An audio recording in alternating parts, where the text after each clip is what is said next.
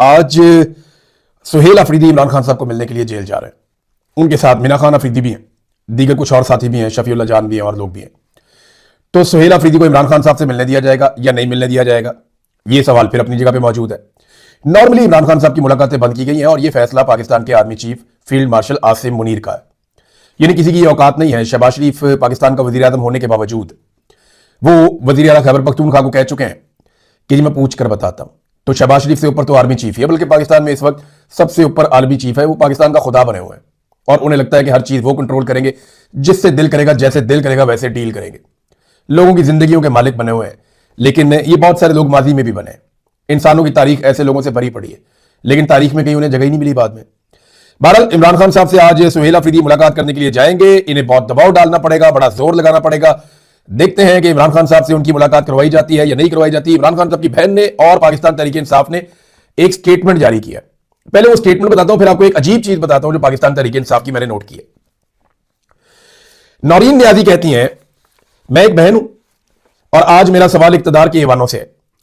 कई सहाफियों और जराए इबलाग के मुताबिक हमारे भाई इमरान खान को रात की तारीकी में आंख के इलाज के नाम पर पिम्स अस्पताल ले जाया गया।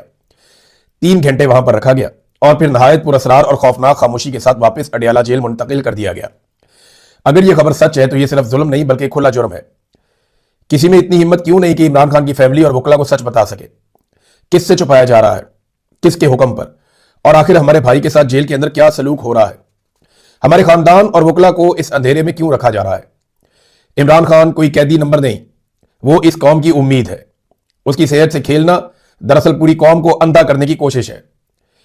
यह अब गुजारिश नहीं, आखिरी वार्निंग है। फौरी तौर पर इमरान खान की फैमिली, जाती डॉक्टर्स और वकला की मुलाकात करवाई जाए, मुकम्मल मेडिकल रिपोर्ट सामने लाई जाए और कौम को बताया जाए कि हमारे भाई को रात की तारीकी में क्यों और किस हाल में अस्पताल ले जाया गया। याद रखें, अगर इमरान खान की आंख तक को कुछ जरा सा भी नुकसान पहुंचा तो यह जुल्म खामोशी से दफन नहीं होगा, फिर किसी और की आंख भी महफूज नहीं रहेगी।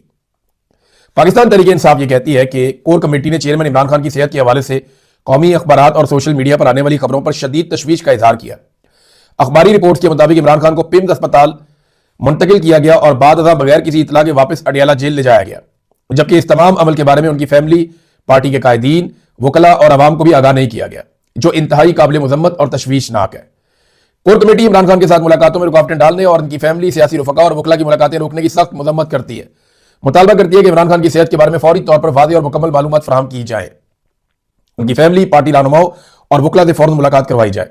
यही मुतालबा इमरान खान की अहलिया बुशरा बीबी के हवाले से भी किया जाता है। हुकूमत से मुतालबा किया है कि इमरान खान का मुआयना शौकत खान अस्पताल के डॉक्टरों से करवाया जाए। अगर इस अमल में ताखीर की गई तो पाकिस्तान तहरीक इंसाफ आइंदा अपना लाया अमल देने का हक महफूज रखती है, जिसमें अवाम से अपील की जा सकती है कि वो पुरअमन तौर पर खैबर पख्तूनख्वा समेत मुल्क के दीगर हिस्सों में शटर डाउन और पहिया जाम करें। कमेटी ने फैसला किया है कि पार्टी की सफारती रिलेशन कमेटी और ह्यूमन राइट्स कमेटी दीगर ममालिक के सफीरों और बैन अवी इंसानी हकूक की तंजीमों के सामने इस संगीन मसले को उठाएगी और इस हवाले से होने वाली पेशरफ से पार्टी की सियासी कमेटी और कोर कमेटी को बाकायदगी से आगाह करती रहे। कोर कमेटी ने इमरान खान से मुलाकातों से मुताल्लिक तमाम मुकदमात के बारे में पार्टी की जानिब से हदायत की है कि सीनियर वकला बशमूल सलमान अकरम राजा और बैरिस्टर गौहर इमरान खान इन मुकदमात को जल्द अज जल्द फिक्स करवाएं, अदालत में पेश होकर मौसर अंदाज में पैरवी करें और फौरी समाअत को यकीनी बनाएं। कोर कमेटी ने यह मामला सीनियर वकला के सवाबदीदी इख्तियार पर भी छोड़ा है कि अगर वो समझते हैं कि मजीद किसी नई दरखास्त की जरूरत है, चाहे वो वफाकी यानी अदालत में हो, तो बिला ताखीर वो दरखास्त दी जाए। अब वो कह रहे हैं जी हर फोरम के ऊपर इस मसले को उठाया जाएगा, इस मसले को उजागर करेंगे। बोर्ड ऑफ पीस में शामिल होने के फैसले को उन्होंने कहा हम मुस्तरद करते हैं। पार्टी किसी भी सूरत फलस्तीनी अवाम की ख्वाहिशात और हक आज़ादी के बरखिलाफ कोई फैसला तस्लीम नहीं करती। इजलास में कोर कमेटी के अरकान को 8 फरवरी की तैयारियों के हवाले से तफसीली ब्रीफिंग दी गई, जबकि इत्तेहादी जमातों की जानिब से जारी करदा हदायत से भी आगाह किया गया, जिस पर कोर कमेटी ने इत्मीनान का इजहार किया। कोर कमेटी ने 8 फरवरी की शटर डाउन और पहिया जाम की कॉल को कामयाब बनाने के लिए तमाम अरकान को जिम्मेदारियां तफवीज कर दी हैं और इस अज़म का इजहार किया है कि पुरअमन अवामी ताकत और जमहूरी अंदाज से आईनी, कानूनी और जमहूरी जदोजहद को मंतकी अंजाम तक पहुंचाया जाएगा। एक स्टेटमेंट है पाकिस्तान तहरीक इंसाफ का, कोर कमेटी का। एक लम्हे के लिए आप सोचें, नवाज शरीफ साहब के प्लेटलेट्स गिरे भी नहीं थे और उन्होंने इतने गिरा दिए थे। डॉक्टर उनके सराहने बैठ के उनके प्लेटलेट्स गिनता रहता था। मरियम औरंगजेब के बार बार स्टेटमेंट आते थे, नवाज शरीफ की फैमिली के बार बार स्टेटमेंट आते थे। एक प्रेस कॉन्फ्रेंस खत्म होती थी, आधे घंटे के बाद दूसरी शुरू हो जाती थी और हर तरफ मीडिया इसी को डिस्कस करता था। लेकिन इमरान खान साहब को जेल से खामोशी के साथ अस्पताल लाया गया, वहां पे एक प्रोसीजर किया गया, उनको वापस पहुंचाया गया मुबैना तौर पे, और इसके ऊपर किसी ने चूं तक नहीं की। पाकिस्तान तरीके इंसाफ को तो अब तक ईवानों को हिला देना चाहिए था। अब तक तो इन्हें मजबूर कर देना चाहिए था पूरे सिस्टम को कि इमरान खान साहब से हमारी मुलाकात करवाई जाए। मुझे बड़े लंबे अरसे के बाद अवाम की सतह पे इतने ज्यादा मैसेजेस मौसूल हुए हैं। हमारे वीलॉग पे मैसेजेस आ रहे हैं, ट्विटर पे मैसेजेस आ रहे हैं, व्हाट्सएप पे मैसेजेस आ रहे हैं। जो मेरा पुराना नंबर है उसके ऊपर मैसेजेस की एक भरमार है। लोग इमरान खान और उनकी सेहत के बारे में जानना चाहते हैं। लोगों को बहुत ज्यादा तशवीश है। लेकिन पाकिस्तान तरीके इंसाफ को मैंने देखा, इन्होंने इस मामले को इतने नॉर्मल तरीके से डील किया कि मुझे हैरत हुई है। इस मामले पे तो इनको एड़ियों पे खड़े हो जाना चाहिए था। इन्हें एक पांव पे खड़े होकर जोर पूरा लगाना चाहिए था, पूरी ताकत का इस्तेमाल करना चाहिए था कि ये आपने क्या कर दिया, और ये हुकूमत के गले में डाल देना चाहिए था। हुकूमत बिल्कुल रिलैक्स है, उन्हें प्रॉब्लम ही कोई नहीं, उन्हें मसला ही कोई नहीं, क्योंकि वो पाकिस्तान तरीके इंसाफ की इस वक्त जो क़यादत मौजूद है वो उसको जानते हैं। इन्होंने किसी किस्म का रिएक्शन दिया नहीं। फैमिली जो कर सकती है वो जाकर वहां बैठ जाती है। अब देखते हैं आज सुहेल अफरीदी साहब गए वहां पे अडियाला के बाहर क्या सूरत हाल बनती है। बहरहाल मुझे पाकिस्तान तरीके इंसाफ के एक ठंडे किस्म के रवैये से बड़ी हैरत हुई है। मुझे हैरानी हुई है कि ये इतने ठंडे कैसे हो सकते हैं जबकि इनके लीडर के साथ इतना सीरियस इशू हुआ है। फर्ज करें नवाज शरीफ के साथ हो जाता तो जमीन आसमान उन्होंने एक कर देना था। इन्होंने कुछ नहीं किया। अच्छा, 8 फरवरी को निकलने की एक वजह बताने के ऊपर पाकिस्तान तरीके इंसाफ ने एक पंफलेट जारी किया। उन्होंने कहा जी सुहेल अफरीदी की क़यादत में 31 जनवरी को अब सवाबी में एक प्रोग्राम होने जा रहा है। वो कह रहे हैं इमरान खान की तरफ से स्ट्रीट मूवमेंट की कॉल क्यों दी गई, इस कॉल पर आवाम क्यों निकले। अब ये वजूहात उन्होंने बताई हैं। पाकिस्तान तरीके इंसाफ ने यहां 5 वजूहात लिखी हैं। एक, वो ये कहते हैं कि आइन को इस हद तक पामाल किया गया कि आम आदमी को इंसानी हकूक से महरूम कर दिया गया। नंबर 2, अदालती निजाम अमली तौर पर मफलूज कर दिया गया, इंसाफ का वसूल अब मुमकिन नहीं है, जज बेचारे इंसाफ मांगते फिर रहे हैं।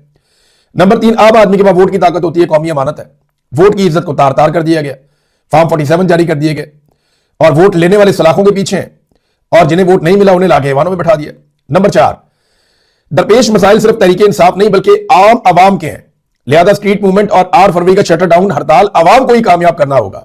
ये आप अपने लिए निकल रहे हैं, सिर्फ एक पार्टी के लिए नहीं निकल रहे। वो ये कह रहे हैं अपने बुनियादी हुकूक सलब करने वालों के खिलाफ निकलकर निजाम की इस्लाह के लिए हर फर्द पर निकलना वाजिब है। अपने हकूक के तहफ्फुज़ की लड़ाई अपने बच्चों के लिए लड़नी होगी और आइन और कानून की बालादस्ती कायम करने में अपनी पुरअमन सियासी जद्दोजहद के लिए अपनी अपनी कमर कस लें।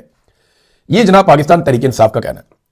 अब सुहेल अफरीदी साहब जो एक जरगा करने जा रहे हैं ना, एस्टेब्लिशमेंट की पूरी तवज्जो वहां पे और वो ये चाहते हैं कि वो जरगे से पहले कोई ना कोई ऐसी एक्टिविटी करें कि जरगे को खराब करें। और जरगा होने जा रहा है वादी तीरा के मामला के ऊपर, और वादी तीरा के मामला के ऊपर जो इंफॉर्मेशन है वो मैं आपके साथ शेयर करूंगा।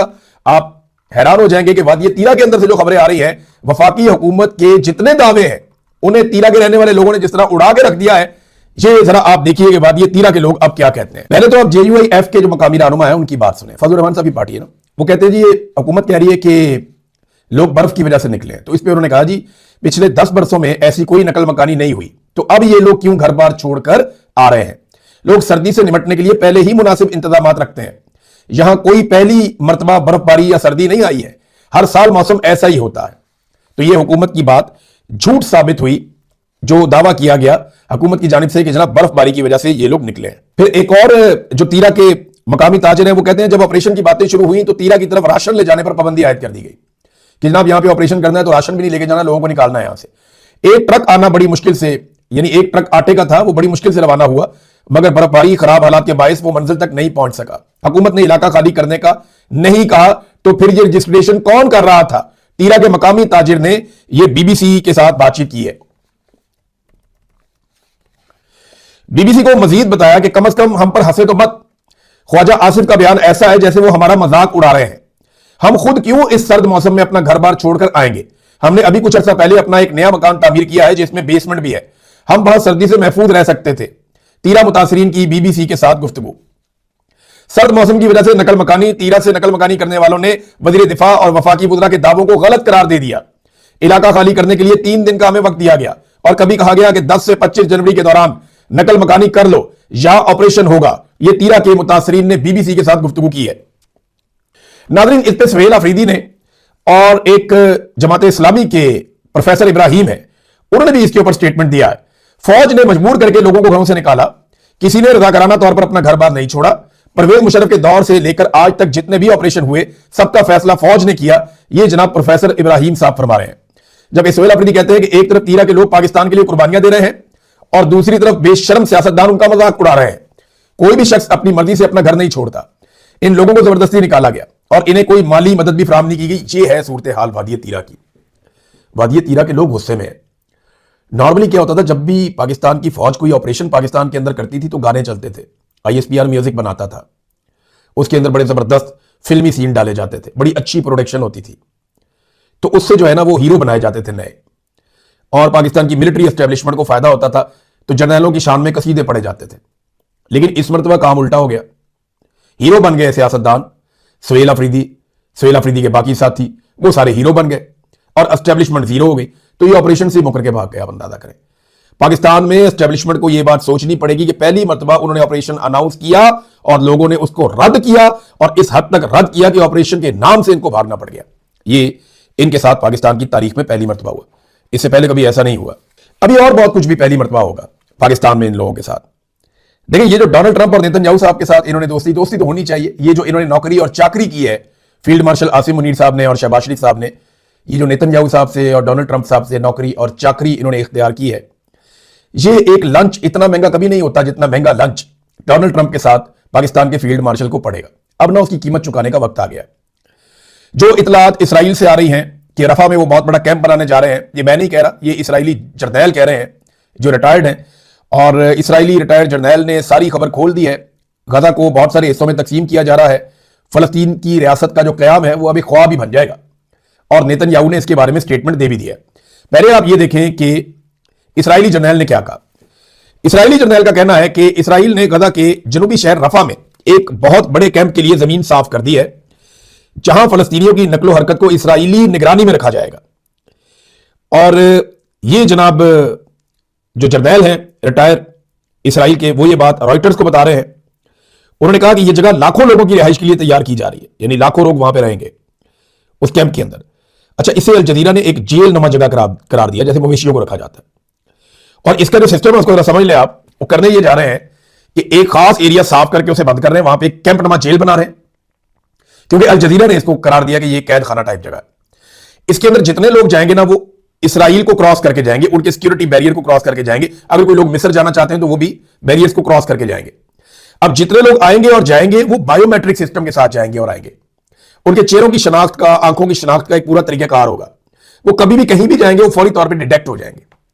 तो ये लोग बाकायदा एक ऐसे सिस्टम के अंदर आ जाएंगे जहां पे उन्हें पूरी तरह से कंट्रोल किया जा सकेगा। और गजा को अलग अलग हिस्सों में तकसीम करने का पूरा एक मंसूबा है। ये तो हमें चूरन बेचना है ना, पाकिस्तान के मिलिट्री एस्टेब्लिशमेंट और इनकी बनाई हुई हुकूमत, ये हमें चूरन बेचना है कि जनाब पाकिस्तान के अंदर हम ये कह रहे हैं कि जी फलस्तीन आजाद हो जाएगा और तामीर नौ हो जाएगी, जो उनका नुकसान हुआ है वो पूरा हो जाएगा और आइंदा कोई कत्लो गारतगिरी नहीं होगी। वो एक्चुअली वो पूरा का पूरा जो उनका आजादी का एक नैरेटिव वो बनाते हैं, फलस्तीनी कहते हैं हमने आजादी लेनी है, वो तो खत्म हो जाएगा इस सारी कहानी में। वो हमेशा के लिए महकूम और मजबूर हो जाएंगे। हमेशा के लिए जो है वो उनके पास वो ताकत नहीं रहेगी आजादी के लिए। और हमास को गैर मुसल्लह करना इसका एक और हिस्सा है। हमास रिटेलिएशन तो करेगी, अब उसे गैर मुसल्लह करने के लिए ये लोग किस लेवल तक जा सकते हैं ये हम बाद में देखेंगे। लेकिन ये कोई पॉपुलर फैसले नहीं है जो पाकिस्तान की मिलिट्री बैक्ड हुकूमत इस वक्त कर रही है। इन्होंने अपने और अपने खानदानों के लिए एक गड़ा खोद लिया।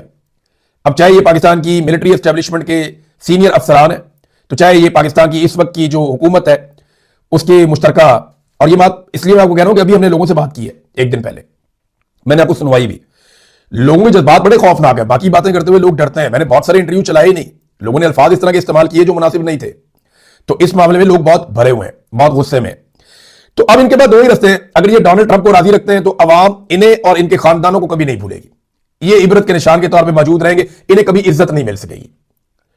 जैसे याया खान है, इज्जत के लिए तरस गया, कभी इसको इज्जत मिली नहीं।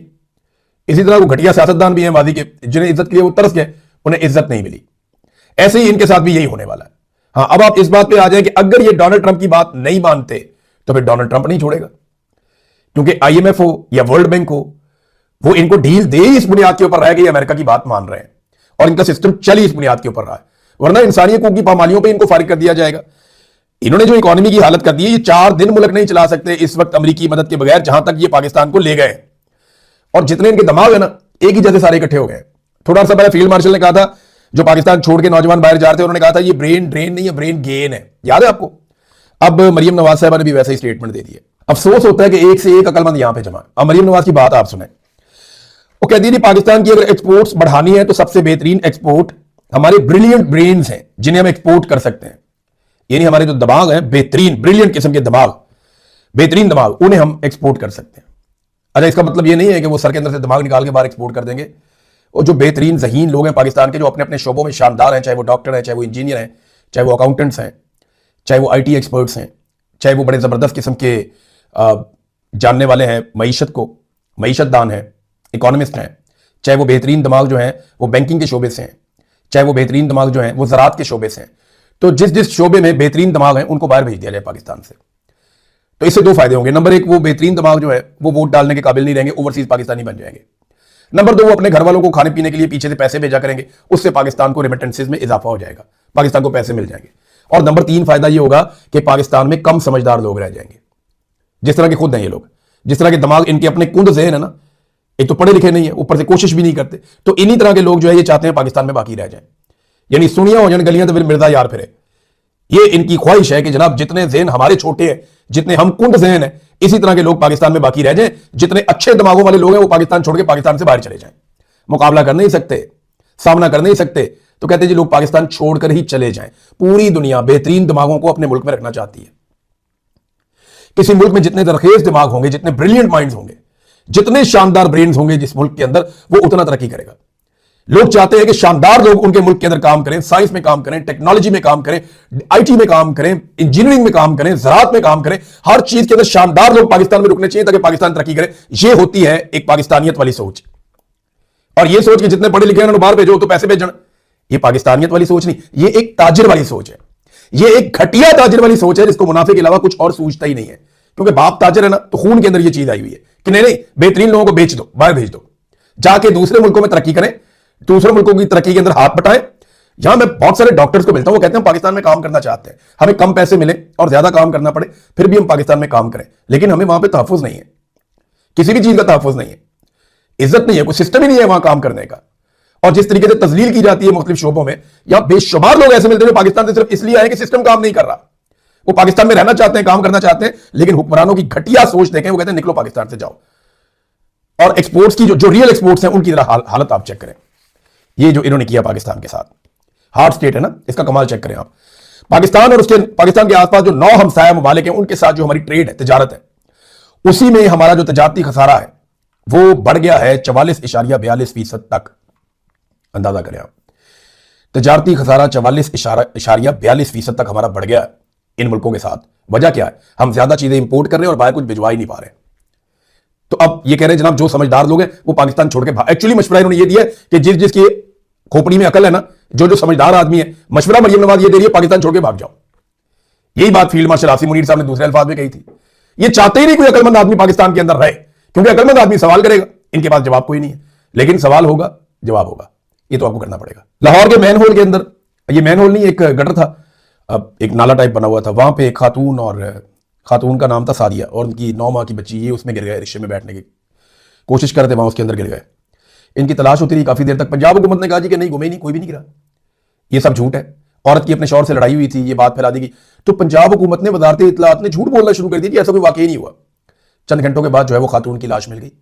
बच्ची की लाश की तलाश अभी जब मैं ये वीलॉग कर रहा हूं, जो इत्तलात आई हैं वो अभी तक जारी है।